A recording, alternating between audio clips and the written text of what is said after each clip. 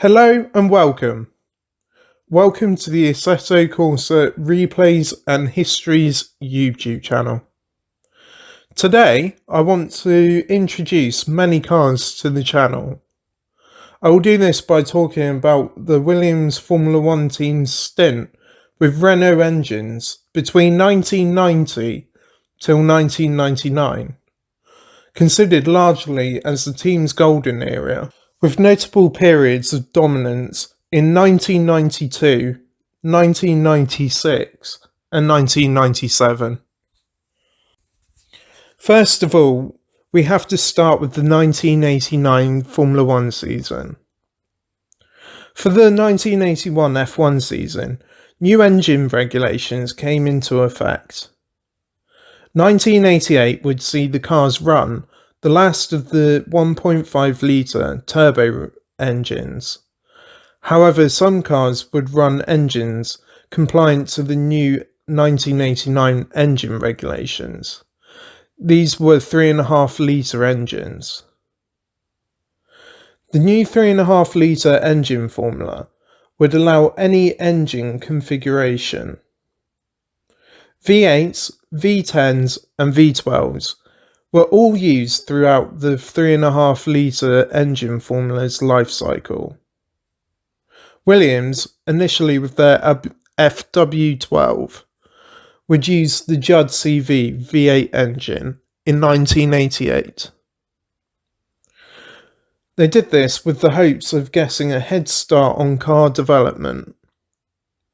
This would be not very successful, as the Judd CV naturally aspirated engine were underpowered compared to the vastly restricted turbo engines. After the 1988 season, Williams would move to Renault for the 1989 season. Williams would help Renault develop their engine after using a modified version of the FW12, the FW12B. The chassis was extended to fit the longer V10 Renault unit compared to the shorter Judd V8. 1989 would see the Williams team introduce the FW12C with its Renault RS1 V10. The car's engine would be a big development, with power levels increased from 600 horsepower from the Judd CV V8 to 650 horsepower with the RS1 V10. The car would be driven by Riccardo Patrese and Thierry Boutsen. Boutsen would score a win at the Canadian Grand Prix, with Patrese in second place. Second place finishes came at Mexico and Phoenix for Patrese, as well as a third place finish in France. Boutsen would have further podiums at the Hungaroring and the Italian Grand Prix, with third places achieved. After the Italian Grand Prix, the FW12C was replaced by the FW13 for the Portuguese Grand Prix at Estoril. It was thought that the FW12C's development potential had been met. The FW12C was falling behind the McLaren and Ferrari. However, this was not due to Renault, as the RS1 was getting better and better. The FW13 was delayed due to Williams needing to further develop their active ride system. However, by Suzuka, Williams would exclusively race the FW13. Williams would achieve second place in the Constructors' Championship that year. Williams would introduce the FW13B for 1990. 1990 would yield one win each for Patrese and for Boutsen. Patrese would win at Imola for the San Marino Grand Prix, whilst Boutsen would win at the Hungaroring again. Revisions to the side pods and suspension upgrades were both added to the FW13 to make it the FW13B. Also, the engine was revised by Renault to give it more power. However, only 10 more horsepower was achieved by making the engine rev a little higher to 13,000 RPM. Fourth place would be achieved in the Constructors. Interestingly, the FW13B was considered to be the class of the field in 1990 by the rest of the paddock. This was backed up by Nigel Mansell's test at Paul Ricard in 1990. Allegedly, Mansell lapped 1 second faster than his own pole time in his Ferrari 6 months earlier, and 1.5 seconds faster than both Boutsen and Patrese had lapped at the French Grand Prix as well. This was due to a softer setup at the front and more wing added. For the 1991 season, Williams would replace Boutsen, who had moved to Ligier and retained Riccardo Patrese. Nigel Mansell was brought on to be lead driver at Williams. Renault would also introduce their RS3C at the start of the season, producing around 700 horsepower, making it about 25 horsepower down on McLaren's Honda V12. This reduced the power deficit from 40 horsepower to 25. Williams would also introduce the FW14. The car initially had various issues, which hampered the car's early progress. This was mainly due to the Williams semi-automatic gearbox. However, over the season, the car would be arguably the fastest car, with 7 wins from both Mansell and Riccardo Patrese. Also, second place in the Constructors' Championship would follow. 1992 would see Williams, after a fair amount of development, introduce a large development to the FW14, the FW14B. Development was done to the gearbox, aerodynamics, and the electronics. Traction control would be added, and a more advanced active suspension system was also added too. The active suspension system allowed computers to control the ride height of the car in pitch being up and down movements. This was done by actuators in the bodywork above the suspension mounting points. The system was reactive and could adjust ride height and stiffness in real time. It could be used to give more downforce by lowering the front of the car and raising the rear. This increased the rake of the car, and rake is the difference in height between front and rear of the car. 1992 would see Williams dominate the Constructors' Championship, winning 9 races with Nigel Mansell and a further race with Patrese. Renault would add more power by the end of 1992.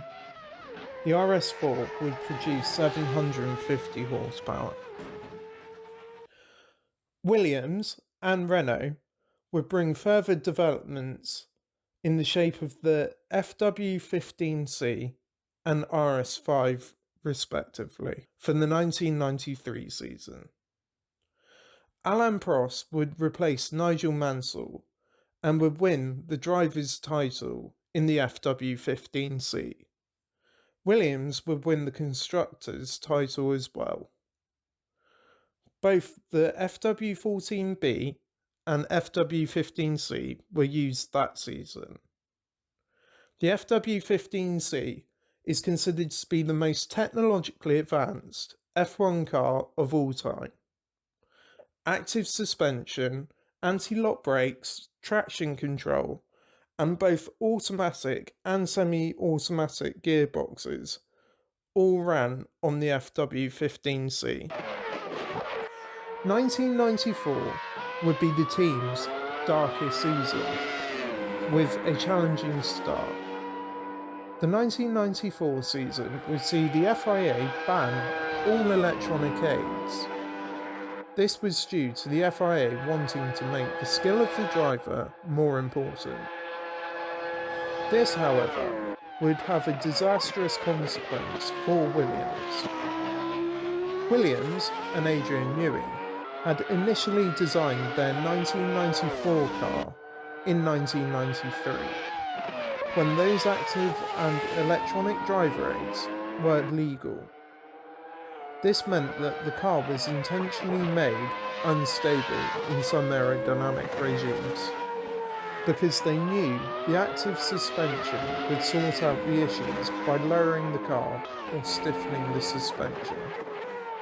However, with the banning of these systems, the car was tricky to drive at best, due to not being designed as a passive car.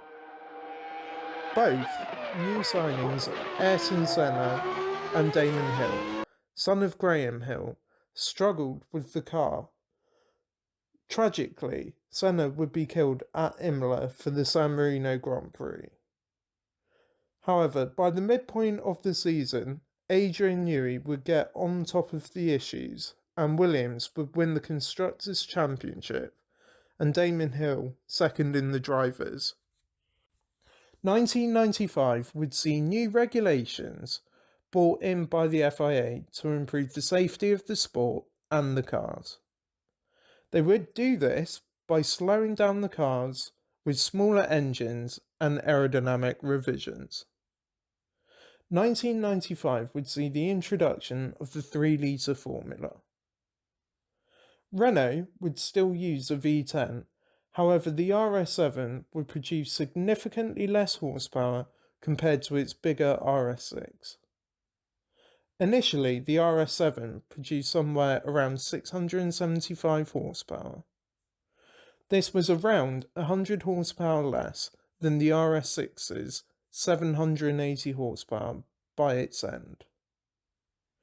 By the end of the season, the RS7 would increase its power to 700 horsepower due to an increase in rev limit from 15,200 RPM to 15,600 RPM. Williams also introduced the FW17. This was a radical departure from the previous season. Williams was now amongst the majority of the teams now running the high nose concept. This meant that the nose cone of the car didn't droop down to meet the front wing and have the wing mainplane attached to the nose cone. Instead, the nose cone was higher up and had the mounting point for the wing go down to meet the wing itself with struts. This was done to increase airflow to the underside of the car, increasing the downforce generated by the floor. 1995 for the Williams team would be a missed opportunity, with reliability issues and strategic blunders. This would cost the team and Damon Hill the Constructors and Drivers' Championship to Benetton and Michael Schumacher. 1996 and 1997 would see Williams return to form. Williams would win both Drivers' and Constructors' Championships in both years. 1996 would see Jacques Villeneuve join the team, replacing David Coulthard, who had joined McLaren for 1996. The FW18 of 1996 was largely a development of the FW17B, introduced late in 1995. Once again, the FW18 would be the class of the field. The car would win 12 of the 16 races, and allowed Damon Hill to win the Drivers' Championship, being the first son of a world champion to win the Drivers' title. Renault would upgrade their engines to the RS8 and RS8B specification, giving more power and reliability. 1997 would see Heinz-Harald Frentzen replace Damon Hill. Villeneuve was retained and would win the Drivers' Championship. The FW19 once again would be the class of the field. The Renault's engines received further development with more power and a higher rev limit of 17,000 RPM, and developing 730 horsepower to 760. This would be the last season of official Renault support, as they would leave Formula One temporarily. This, as a result, would set Williams over the next 2 seasons on a slight downward stint. The FW19 was a stiffer and lighter car compared to the previous year's FW18, with a further refined aero package. 1998 saw Renault withdraw from F1 as an engine supplier. However, Williams would run 1997 spec Renault engines. These would be maintained and slightly developed by Mechachrome, and rebranded as a Mechachrome. The FW20 was also the first Williams since 1990 to not, in some way, have Adrian Newey's input. 1998 would see the team struggle significantly, with 3 podiums, and would achieve 3rd in the Constructors in 1998. 1999 would see Jacques Villeneuve leave Williams for the new BAR team, and he would be replaced by Ralf Schumacher. Alex Zanardi would also replace Frentzen. Ralf Schumacher would have a fairly decent season, while Zanardi struggled with the new groove tyres introduced in 1998. 5th place would be achieved in the Constructors' Championship in 1999. 1999 would also see BMW signed as engine supplier for 2000. The 1990s were completely dominated by the Williams and Renault partnership, and it is one of the most dominant partnerships in the history of F1. In this time period, multiple cars were the class of the field. Even today, the FW15C is still the most technologically advanced F1 car in terms of driving aids and innovations. With all of the success in the 1990s, it all contributed heavily to the team being the 3rd most successful team in F1 history.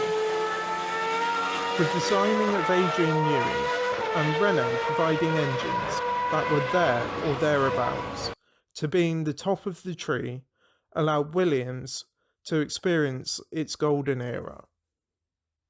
Also, with large budgets coming from top sponsors, and the bottomless pit that was tobacco advertisement allowed the team to flourish. So here was a look at one of F1's most iconic teams and its most successful era. All links to the cars for Assetto Corsa are in the description below. All photos and film are taken and filmed by me personally. The film and photos are all taken at the Silverstone Festival or Classic over the last decade. If you have learned something from this video, please like, comment and share this video. Subscribe for more. Thank you for watching and goodbye.